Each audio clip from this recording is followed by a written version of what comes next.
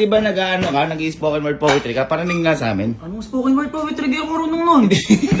Para marinig kahit ialay mo lang sa girlfriend mo. Oh. Hindi ako marunong nun. Gina isa spoken word poetry lang, sample lang. Ayoko.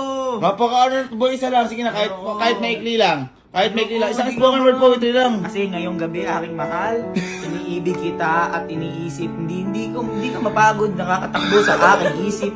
At tinatanong kung tatalon o sisigaw ka ba o hahanapin ang iyong pangnanais. Ang galing! Ang galing! Ang galing! Magaling ka! Magaling, sigalo ba? Sigalo. Sigalo. Marunong din. Ala! Ay, boy! Ang galing pala na Alan mag-spoken word poetry. Ikaw nga, boy, mag-spoken word poetry. Puno ka ba? Ano alam ko dyan?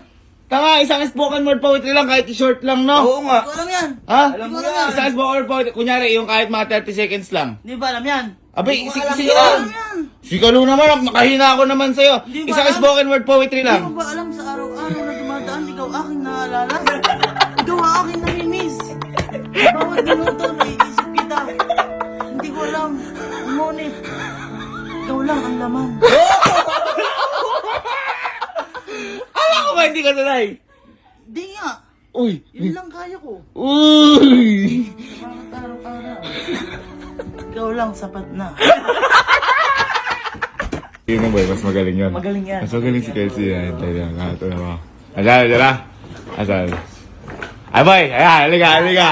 Feeling ko ba ito mas pinakamagaling sa inyo kaysa inyo dalawa eh. Boy, maki-spoken word poetry ka nga, kahit konti lang.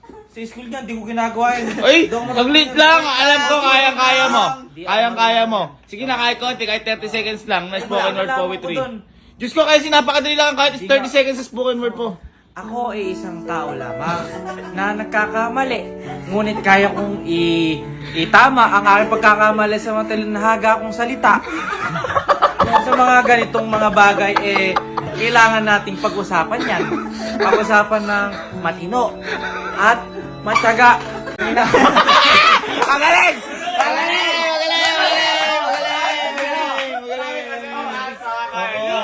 Oo, tawa ka na tawa. Ikaw nga.